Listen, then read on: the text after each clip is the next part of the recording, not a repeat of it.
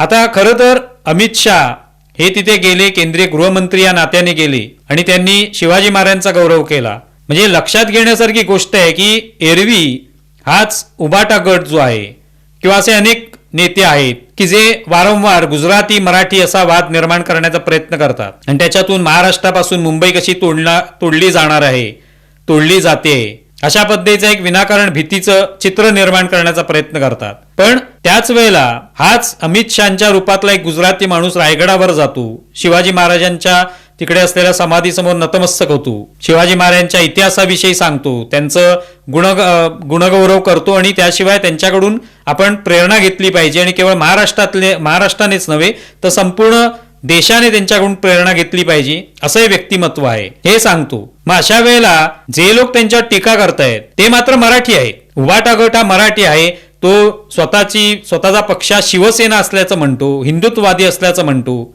शिवाजी महाराज जे त्यांच्याविषयी आम्हाला अभिमान आहे असं म्हणतो. पण मग तो अभिमान व्यक्त पण व्हायला पाहिजे.